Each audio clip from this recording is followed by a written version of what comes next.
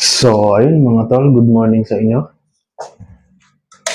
For today's video mga tol, ipapakita ko sa inyo, isa-share ko sa inyo yung pagpapalit ko ng size 17 sa aking Honda TMX.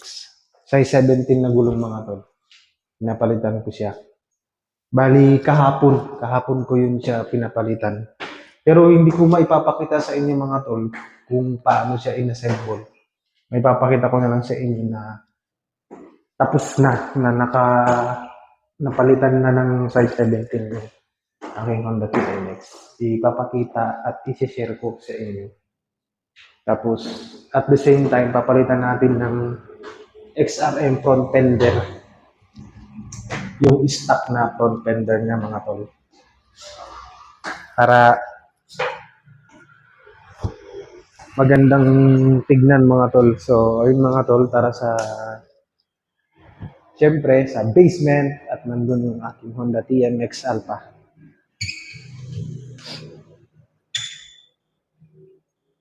So, ayun mga tol, tara sa basement area. Ayan, baba na tayo.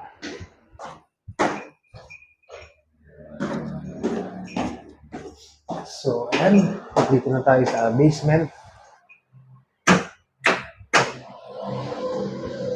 Yo, nasa basement na tayo mga tol. So, ayun mga tol. Ilang sandali na lang. Tara!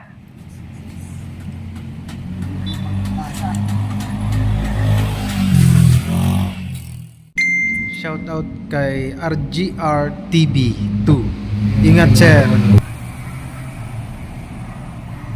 Tignan nyo naman mga tol kung gaano katikas, kung gaano siya kaangas pag naka size 17 ng gulong. Size 17 na yan mga tol, mas maangas siyang tignan. Ang layo ng agwat niya mga tol eh. Yung nagpalit ako ng size 17. Ayan, ang layo. Vans Boy na rim. Vans Boy 1.2 yung sa harap. Vans Boy 1.4 sa likod. Ayan mga tol. Hindi ko na videohan yung pagka-assemble nila mga tol kasi ayaw pumayag nung may-ari ng shop na mag-video sa loob ng tindahan nila.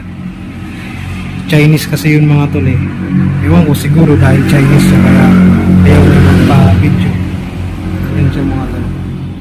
Ang angas ng tignan mga tol nung napalitan ng size 17.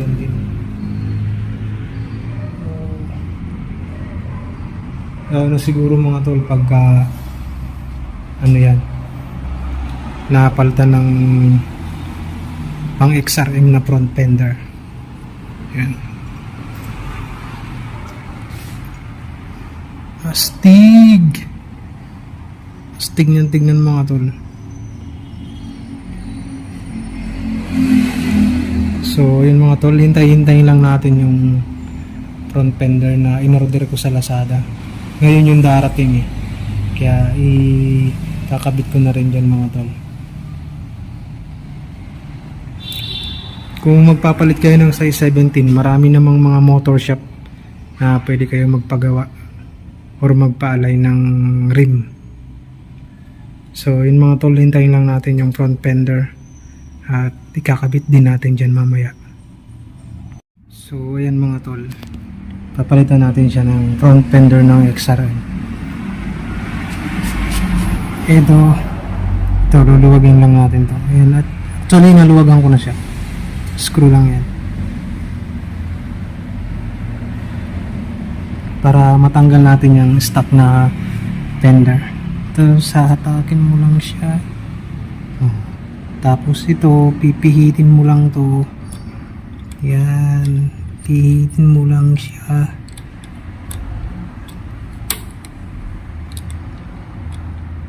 Pihitin mo lang siya.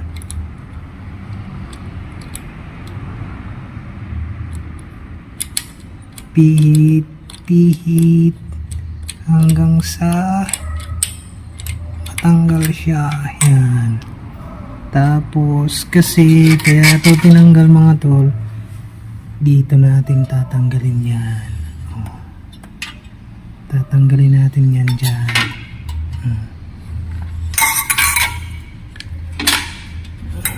Natanggal ko na rin yung mga bolts niyan mga tol. 4 na tornilyo. Yan, 4 na tornilyo lang. Yan yung tornilyo, 4. So tanggalin ko lang mga tol kasi wala akong cellphone holder.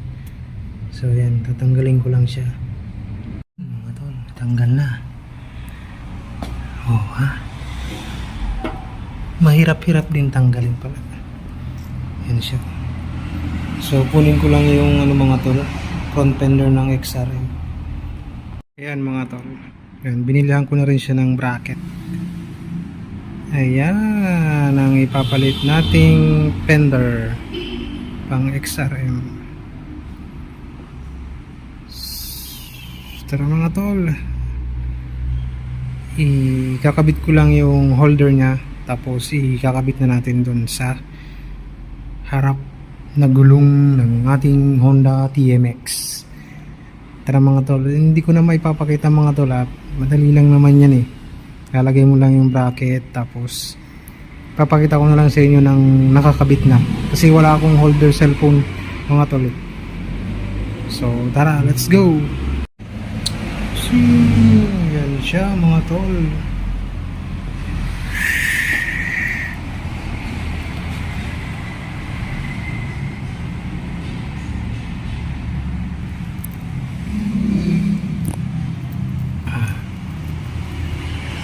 Yan siya mga tol, hindi ko pa nalalagay yung lock. Ayos din naman tignan mga tol.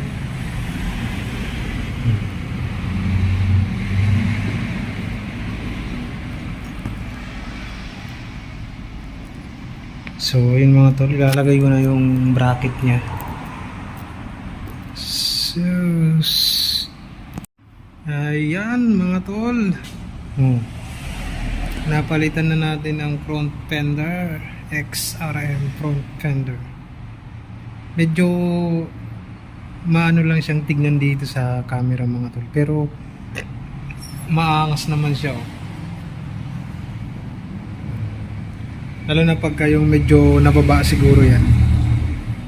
Kaya hindi ko na siya ibababa kasi baka hindi na gumana ng maayos yung ano niya eh, yung speedometer cable. Baka kasi syempre pagka bababa din yung speedometer cable, baka hindi na siya accurate. Kaya okay na yan, saka na lang natin ibababa yan pagka na convert na natin sa sa disc brake sa harap.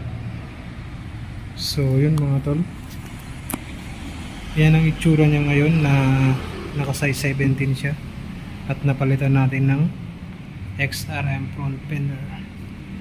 Maangas, walang kasing angas mga tol, parang stock lang mga tol eh, oh. Parang stock lang mga tol, astig. So paano yun mga tol, hanggang dito na lang ang ating video vlog. Huwag nyo lang kakalimutan mga tol mag-subscribe, hit the bell icon at mag-comment.